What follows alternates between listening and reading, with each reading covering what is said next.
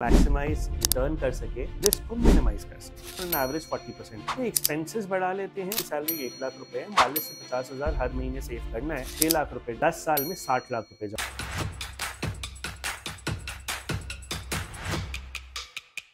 Hello, welcome back आम जनता, welcome to another episode. आज हम बात करेंगे कि आप अपनी सैलरी को कैसे स्ट्रैटेजाइज करें ताकि आप उसमें मैक्सिमाइज रिटर्न कर सके और रिस्क को मिनिमाइज कर सके। तो देखिए, जब मैं अपनी सैलरी ड्रॉ करता था, before that I think when I used to get my pocket money, मेरा हमेशा से लाइफ में सिंपल फंडा रहा है।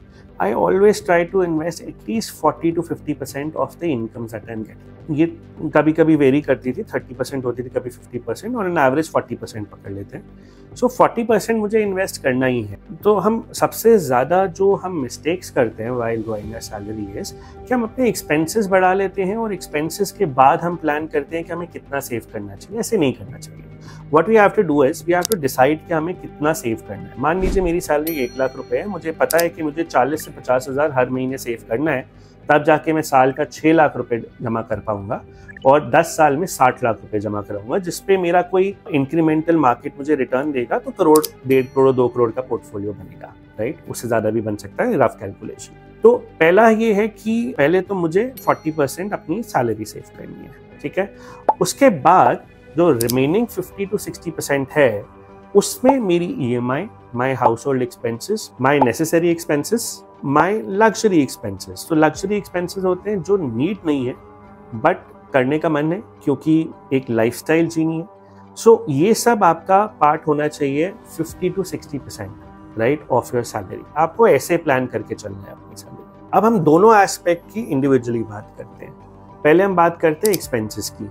एक्सपेंसेस में आपको अपने एक्सपेंसेस ऑप्टिमाइज करके चलने चाहिए। तो अगर कोई EMIs है, आपको रेगुलरली ट्रैक करना चाहिए मार्केट में लोएस्ट इंटरेस्ट रेट कितना चल रहा है, सो दैट आपका इंटरेस्ट रेट लोएस्ट हो मार्केट में, सो दैट आपकी EMI, या तो आपकी EMI कम जाए या फिर उस EMI का टेन्योर अपने आप कम हो जाए। हम प्रेफर करते हैं टेन्योर। तो आपको अपना rate of interest regularly check करना है। सो आपको अपने एक्सपेंसेस जो है ऑप्टिमाइज करके चलने हैं, राइट?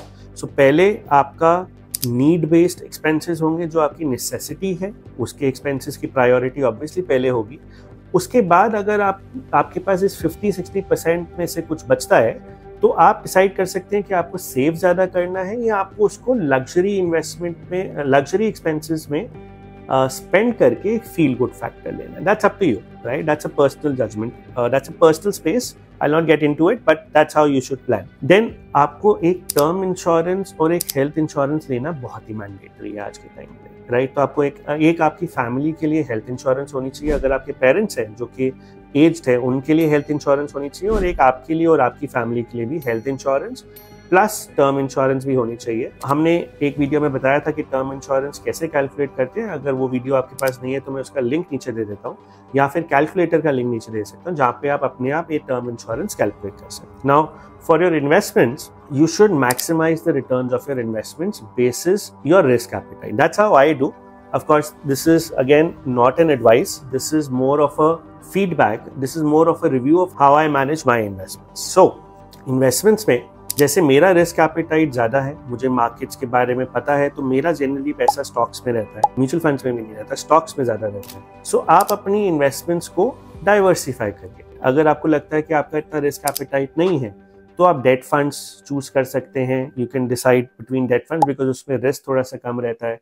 कुछ पोर्शन आपका FD में रह सकता है, ऑल्दो हम FDs को मैं पर्सनली बहुत ज़्यादा लाइक नहीं करता या प्रमोट नहीं करता, बिकॉज वो FDs में इवन 8% का रिटर्न भी 30% के टैक्स ब्रैकेट पे 5-5.5% का ही रिटर्न देता है। तो मेरे को वो रिटर्न स्पेस अच्छा नहीं लगता। आप ऑफकोर्स अपने हिसाब से डिसाइड कर सकते हैं। अगर आपका रिस्क एपेटाइट कहीं पे मॉडरेट है तो आप हाइब्रिड फंड चूज कर सकते हैं। अगर आप अग्रेसिव हैं तो आप म्यूचुअल फंड और स्टॉक्स चूज कर सकते हैं। Gold can be part of your portfolio, but gold not more than 5%, because gold का अगर हम पीरियोडिक रिटर्न देखें, last let's say 15 year return is not more than 9%, 10%।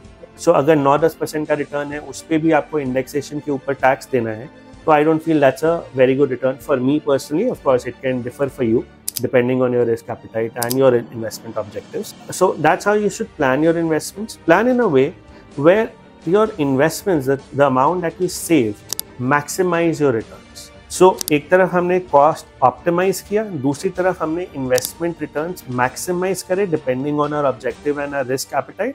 That's how I think you should plan your salaries. तो जैसे हमने बात करी health insurance और टर्म इंश्योरेंस इंपॉर्टेंट है हमारे लिए, वो भी आपका जो 50 to 60% एक्सपेंस था उसमें इंक्लूडेड होना चाहिए।